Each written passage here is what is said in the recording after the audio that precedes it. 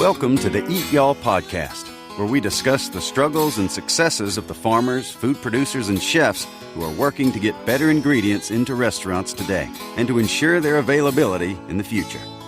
This episode of the Eat Y'all podcast is made possible through a partnership with the New York Beef Council, an organization working for the cattle producers of New York in areas of promotion, education, and research. Learn more at nybeef.org. Welcome back to the Eat Y'all podcast. I'm your host, Andy Chapman, here again with Mariana. And today we've got a little bit more of, I would almost call this, so it's beef focused, but it's almost like radio theater because we are walking around on the farm, getting the sights. And well, you don't get the sights here, but you can check out the website. You'll see some photos of the sights of the farm. But you're going to get some sounds of water and tractors and cows and chefs talking, and you'll hear little Gus, who was with us. You'll probably hear a little bit of Gus running around the farm.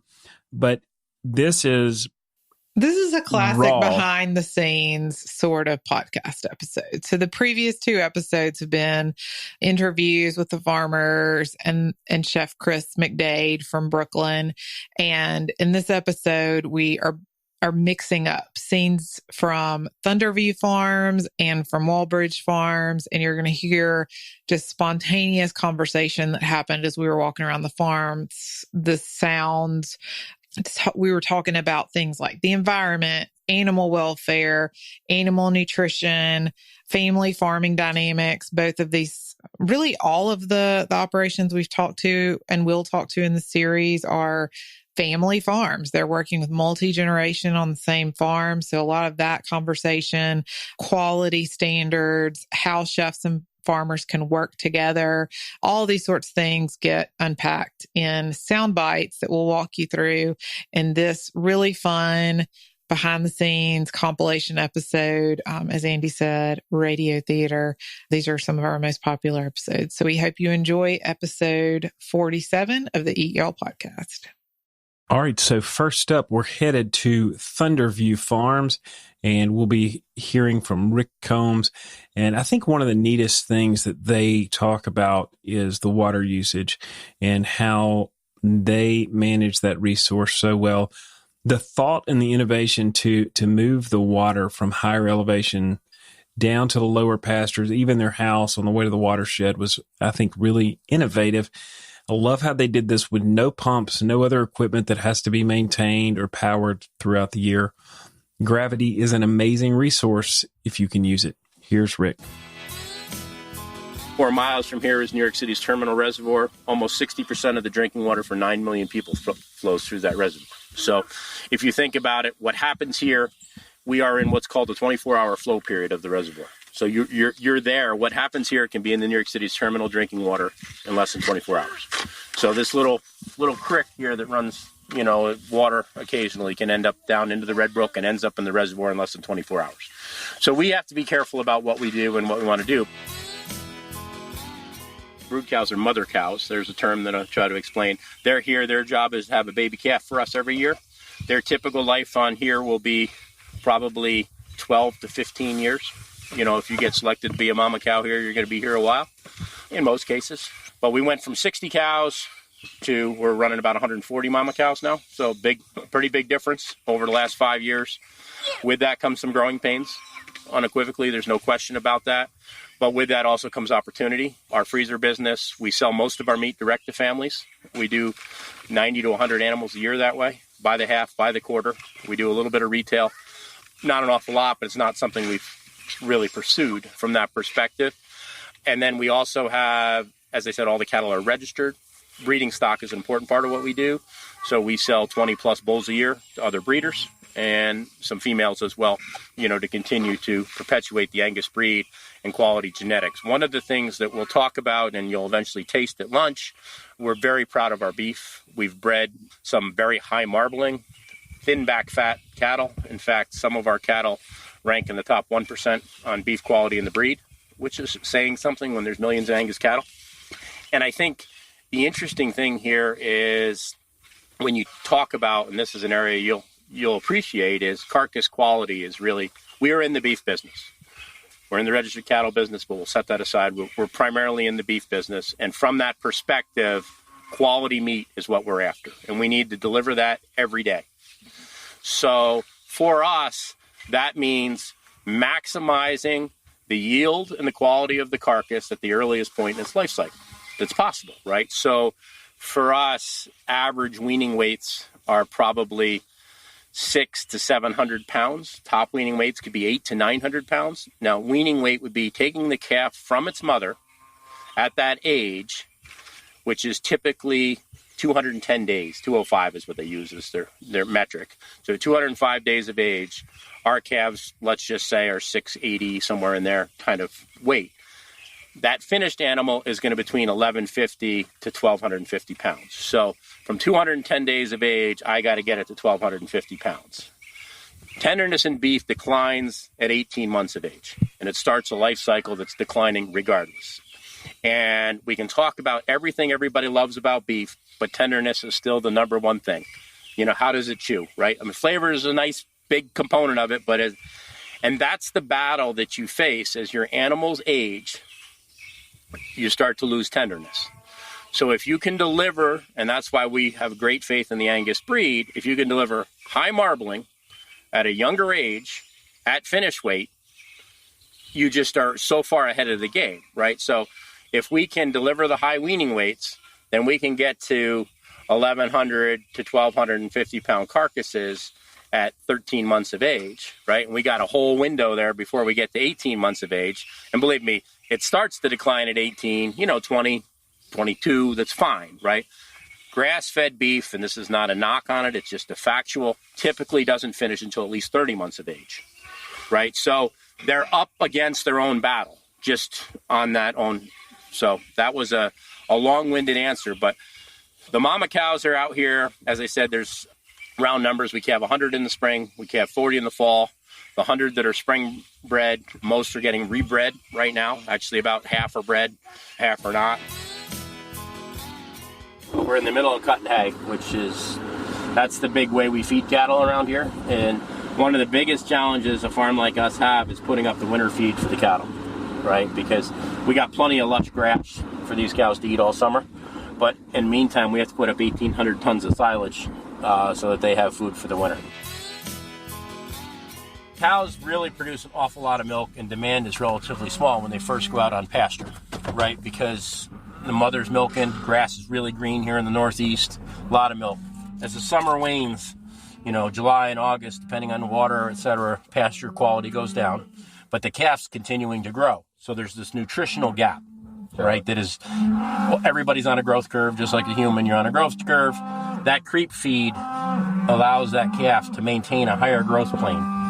So it's the cheapest pound per pound of gain per pound of grain is when they're creep fed. They eat very little all through the summer, but by fall, they start to really pound it, and it becomes uneconomical at that point when you got to wean them and say, hey, I don't want to put that kind of money into these cattle anymore. So this is what they're eating at this time of year. We're packing it away. Now this will ferment, okay? Literally this was going in here in the last 2 days. Right. That machine puts it in. I'll show you the back of it. And this is what they eat. And we put this up all winter long. So there's 9 of these bags. They hold about 200 tons. It's about 1 ton a foot. We pack it in with the wagons, which we went by. And, and then you put it in around at least 50% moisture up to like 70% moisture. You pack it. That's why there's a pile of dirt on the end of the bag, right? It's a long tube, and you want it to ferment. And it'll become sweet. Mm-hmm. It'll protect it. It'll age it. And then we're just going to leave it. This bag won't be touched until the migration. Cows calving that lot in front of the house by the corral where we can handle them. 2 to 3 days of old. We put them up here where it's higher and drier. Now this is March time frame typically. And then they can hang out here.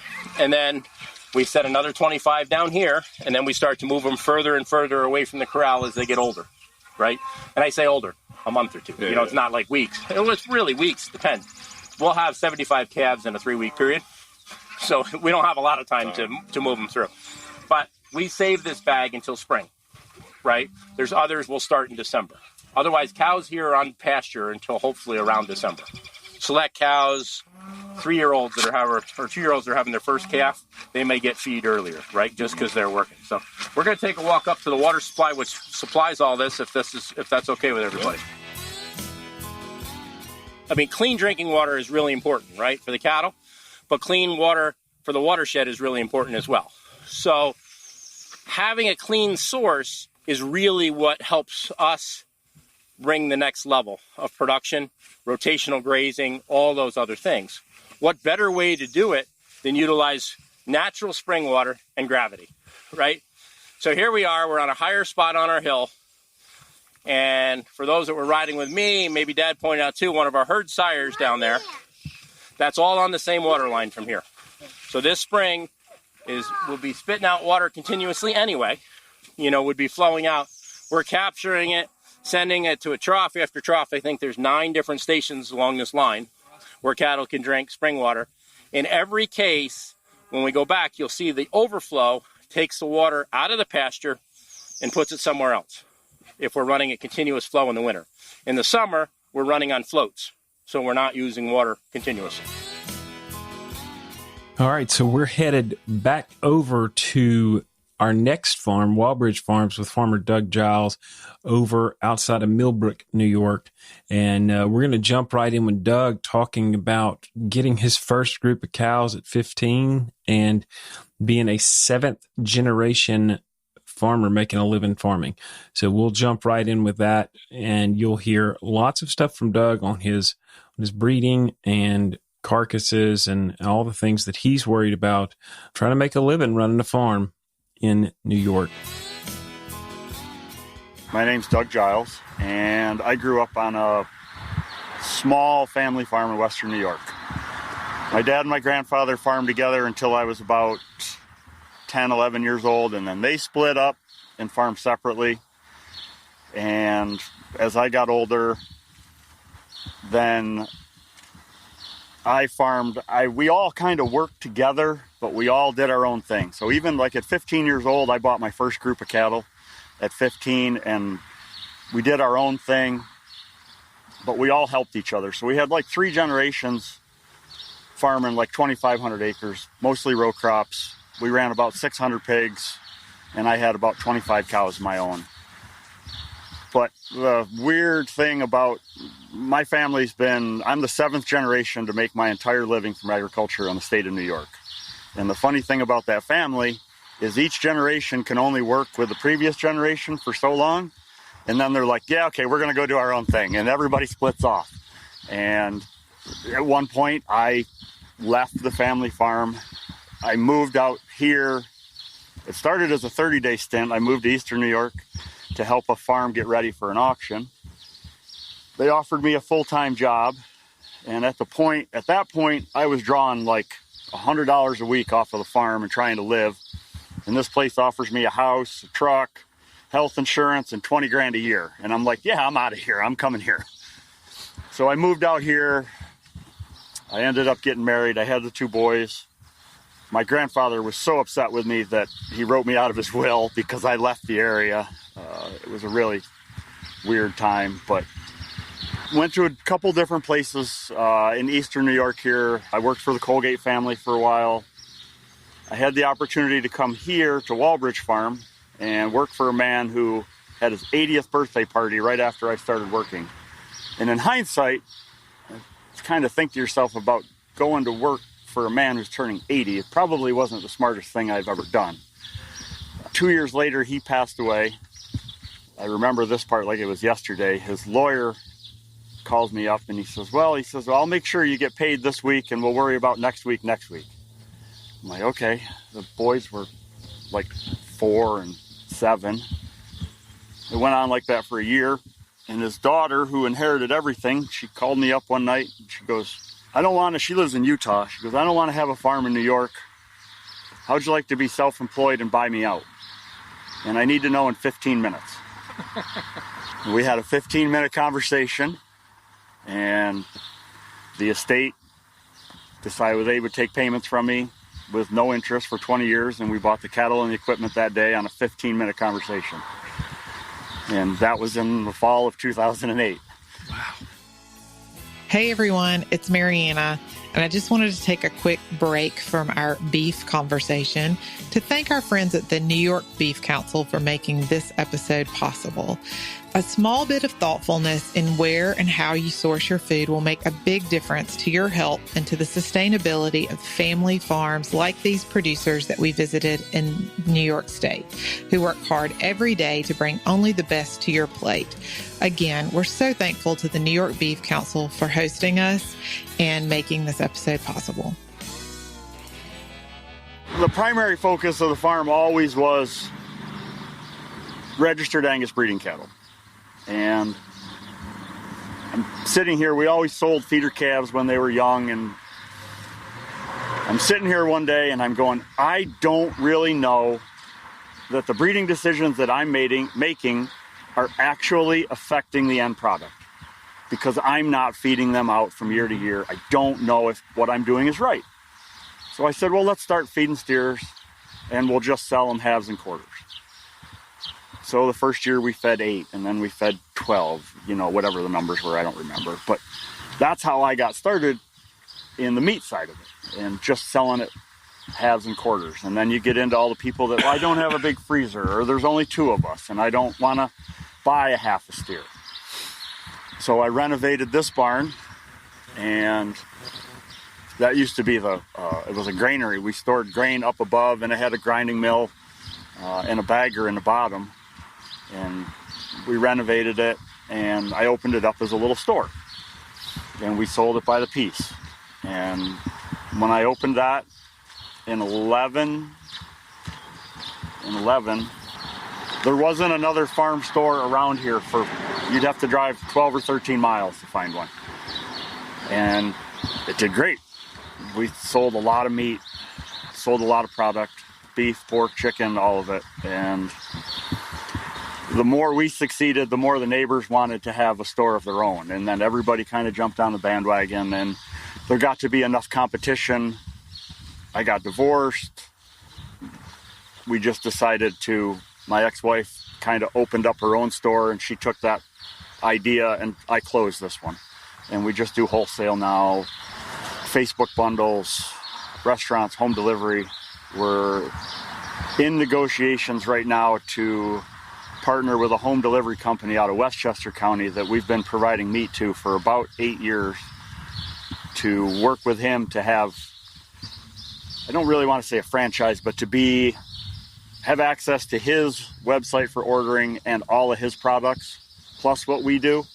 And then have that, we're going to put a truck on the road up here and start with probably 2 days a week and do home delivery. And it's really funny because we'll have people call, from southern Westchester County, and they're like, hey, I got your meat. And I'm like, where did you get my meat? But it goes through them, and it's just, the world gets smaller and smaller, because it'll be somebody will call and say, oh, I went to my cousin's house down on Long Island, and they, we had your burgers. And it's encouraging, the amount of people that are still supporting local. I guess that kind of I want to say that movement started more here in the Hudson Valley, I think, than anywhere else. The amount of people in the city and the amount of farms up here, it was, when we started doing this, I talked to family and friends back home in Western New York, and they're like, you're doing what? Why would you do that? I mean, that's... Yeah, it's crazy how uniquely positioned the Hudson Valley and the city is, right? Because in the city, there's tons of people from all different types of backgrounds, but that also means you have a lot of sophisticated eaters, and they want what you're doing. Yeah. Right? And so when you have a way to get it to them, I think it's... And once something, it's really weird, over the years you see how, something becomes trendy. And then even the people that are, we have a weekend population in Dutchess County, people that have an apartment in the city, but they have a weekend home up here, and they'll come up on Friday afternoon, they stay till Sunday afternoon, but they want access to the same kind of stuff that they get in the city. And that's, you go to IGA and you're not going to get a tomahawk at the IGA in Millbrook. I mean, it's not going to happen. So that was a struggle a little bit to try to balance, what can I keep in the freezer all the time so that people can, if they come here, they know what they can get, but still have enough stuff that they really want to get. if that makes sense. You know, the stuff that they're seeing in the city, the stuff that, I remember when flat irons came out and nobody had ever heard of it even. And then all of a sudden it shows up in New York Magazine or something, and then couldn't keep flat irons in the freezer.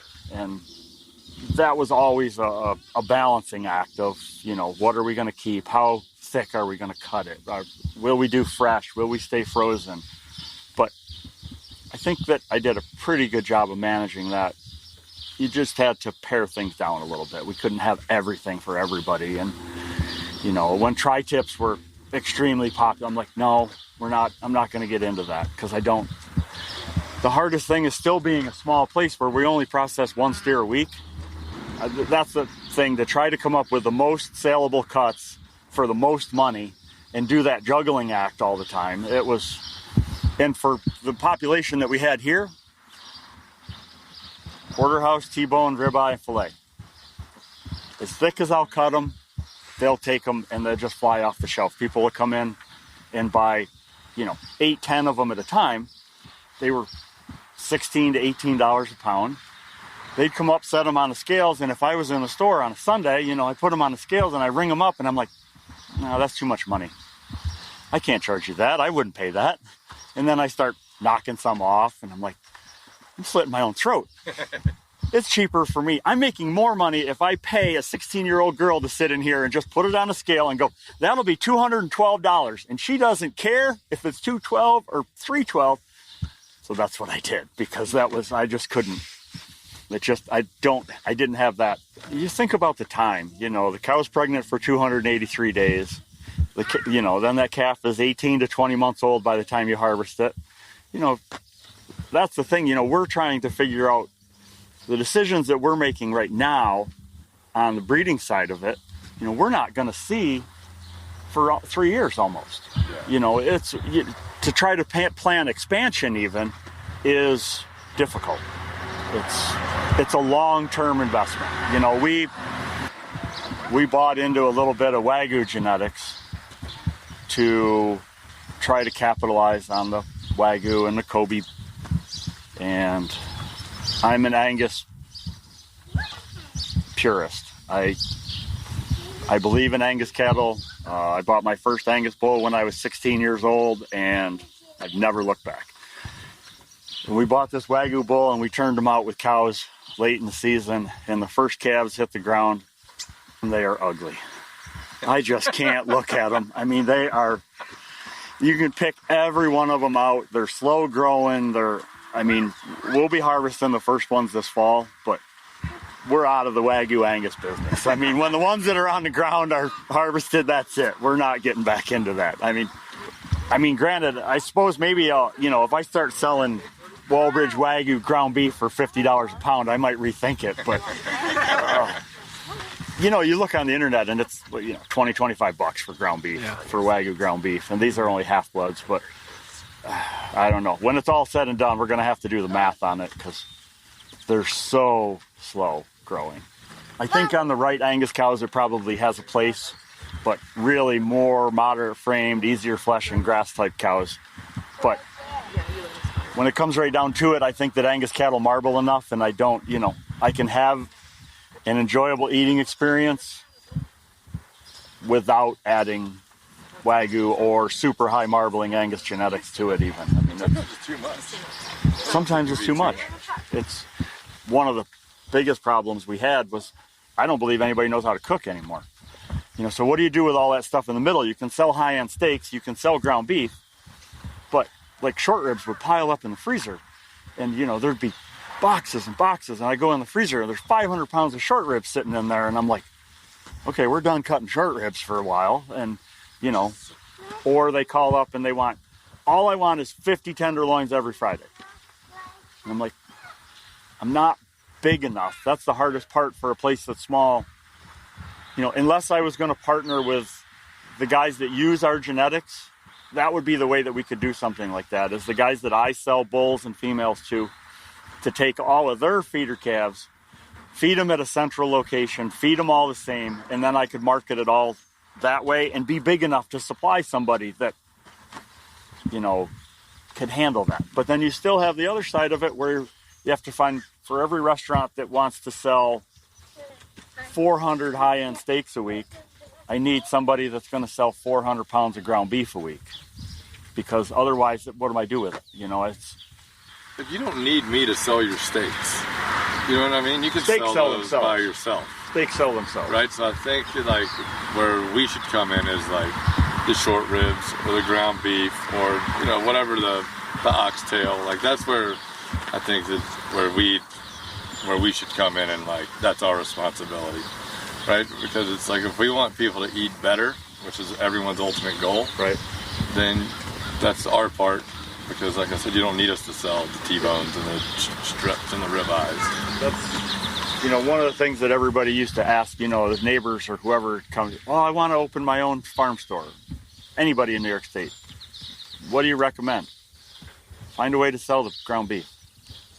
Work from the ground beef and work backwards. Because the steaks will fly off the shelves. Everybody wants to buy a steak, and it doesn't matter what time of year it is. Everybody wants a steak. But ground beef can be tricky. In the winter, gearing up for winter time, we would save more roasts, more short ribs, you know, stew meat, that kind of stuff. So we'd be more in that third ground beef, third popular cuts, and a third steak. As soon as we got to April, May, start grinding more of that stuff and having burger and pre-made patties for grilling season. Once the store really got going, it always blew my mind that people would come in and spend $100 on milk, cheese, eggs, potato chips, not buy any protein at all. Just buy dry goods and drop $100. And I'm like, my first dollar is going to be spent on beef. I never understood it. Amen. I can drink water. I don't, well, when sure. the ice cube melts, it's water. You have to be a bookkeeper. You have to be a strategic planner. You have to be an agronomist. You have to be a mechanic. We do all of that side of it. We grow all of our own crops. All the cattle here are bred, born, and raised. The only thing that we buy is vitamins and minerals. We grow everything else that the cattle consume. We do custom work. We do crop work for other farms. A couple of years ago, we had an opportunity to do a couple of barn renovations and redo a farm that had been abandoned. And I went up every night and every weekend for 10 months and swung a hammer. And because it makes cash flow. And what it did for us that year, that job was like $400,000 job, but it got us over this hump of, you know, that month-to-month cash flow kind of a thing. All of a sudden, we had a little cushion, and we weren't quite that tight. And it just, cash flow is the hardest thing in this business, especially the average cattle farmer, you know, that's going to sell calves maybe twice a year. You're thinking about, or even a crop farmer, you know, you've worked all year and then sell your crops at one point and you got all this money and now you got to live off of this, you know, for 12 months. That's the difficult part, being able to budget and manage that, stick to it. But be like a chef only having one catering gig a year. Right? Like, better be damn big. Or damn pricey. Yeah. We try to be, you know, everybody has a different, I don't want to say specialty, but there's things that each one of us do that either one of us is better at or one of us doesn't want to do. And Tucker does most of the feeding now. He does most of the feeding. He does all of the lawn maintenance, landscaping. We're working him in. When we're making hay, he hauls most of the bales. He's bringing them out of the field. Gunner's been running equipment since he was about 8 or 9 years old. Probably riding on my lap since he was 4 or 5. Gunner grew up showing cattle. We used showing cattle as a marketing tool. And Gunner's been doing it since he was 5 or 6 years old. The first year that Gunner showed cattle, we had the absolute best show steer that I've ever had in my entire life, that I've ever shown. Gunner grew up thinking that that's the way it's supposed to be. We're supposed to have the greatest one. And I mean, we took that steer out that year and he won every fair we went to except the last one. He just thought we were supposed to win every year. This was easy. We just show up and take home a banner. But they say he was 5 or 6 and we were at a show in Massachusetts I'd always tell him, no matter what, don't let go. And he's dragging around this 1,400-pound steer. He goes into the show ring, and they opened up the sliding door at the end of this barn, and there was a tilt-a-whirl right outside the door. And that steer looked at those lights going around, and it was right at dark, and he freaked out, and he backs up about 3 steps, and he spins and turns. And I'm watching, and it was like a cartoon. Gunner's at the end of the lead line, straight out, and he just swung him around, and the steer stopped, and Gunner landed on the ground. And I walked up to him, he goes, I didn't let go. For the whole time he was a junior, we used that as a marketing tool, and we would go to county fairs and regional shows, wherever, to get our name out and to promote our genetics and our cattle. And it worked on both sides of it. On the purebred side, the people that were there to watch the show, and the meat side of it for people that were just fairgoers walking around. And, it's amazing how many people would want to stop and just talk about cattle and beef and farming. So it was another opportunity for us to tell our story. So what is the Walbridge in your farm? It's Mr. Perkins, the man that I came here to work for, is his middle name. And he started this farm in the late 40s, and that's what he named it. When he passed away, I asked his daughter if I could keep the name, and so I bought the name and then just created an LLC, and it's Walbridge Farm LLC now. And that's out of respect to him and the opportunity that I had, that they gave me or let me have, after he passed. And that's great. It probably, I don't know, maybe we should have changed the name when all that went through, but Walbridge Farm has been an Angus farm since the late 40s. They exhibited national champions in Chicago and Denver for years. Anybody that's been in the Angus business more than 20 years knows the name. And so I just felt like it was foolish of me to try to reinvent the wheel. If the reproductive efficiency suffers, then either I end up with cows that are open, which that means I'm feeding a cow for at least half a year when she's not being productive. So even at my cost of $600 a year to feed a cow, that's $300 that I'm not going to get a return on. That's $300 out the window. That's like paying a chef for the day not to cook anything. It starts, $300, and I'm talking about half a year, and then I'm thinking about somebody makes that in a day. I don't want our calving season to get stretched out. I mean, we're already, we're like 90 days in the spring and like 45 days in the fall. And when I was younger, the cattle were bigger.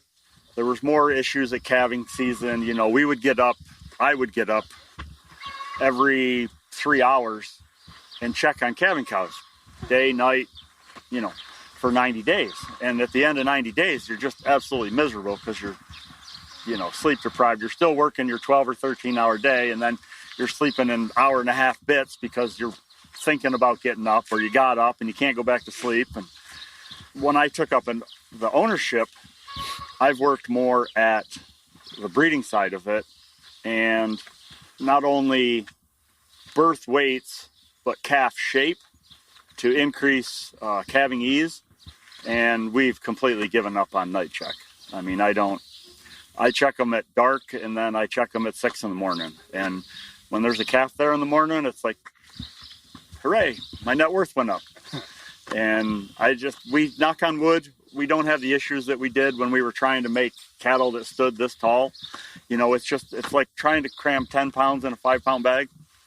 It's trying to get 10 pounds out of a 5-pound opening. Trying to make this G-rated here, and it's not in my nature. So, in the 50s, Angus cattle, when they came from Scotland, were very small. Literally, we called them belt buckle cattle. And then in the 80s, there was a trend for whatever reason that we wanted to make them bigger.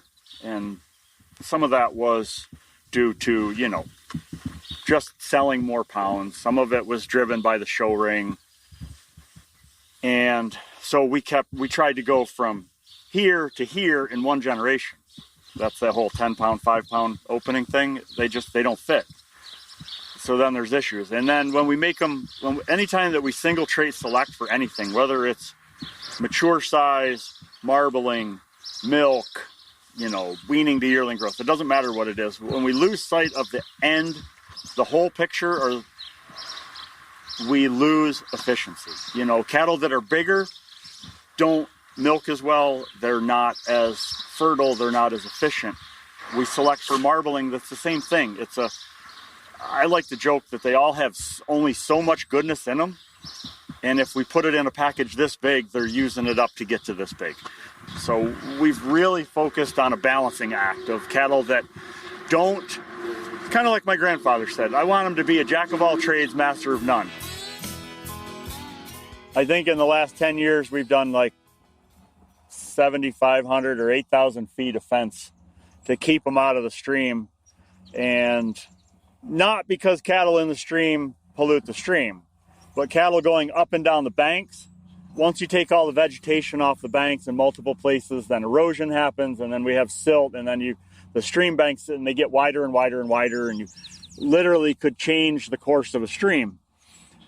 So what we did here was we dug this area down 2 feet, and we put down big rocks, and then we put down little rocks, and then we put down road fabric, and then we put down smaller rocks, and then more something that could be compacted on top of it. And this is the only access they have to water in this pasture is right here. We're still utilizing it, but this entranceway here, waterway, has been here for 11 years, I think now. And it's still, grass is growing on it still. So, I mean, we don't have to worry about the erosion. Cattle come and go.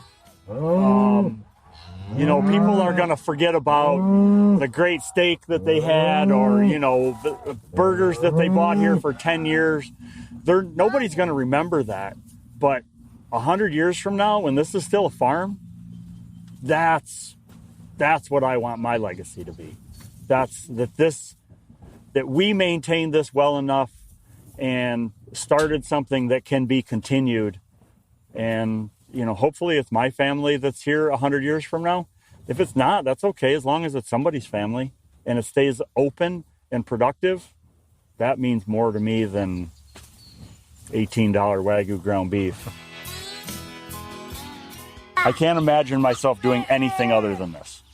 I wouldn't know what to do. And it doesn't matter that it's, 12, 13-hour days in the wintertime, and, who knows in the summer, you never know. And I don't want to say it's in my DNA, but it's in your makeup. And I think you'll find that everybody's like that does it.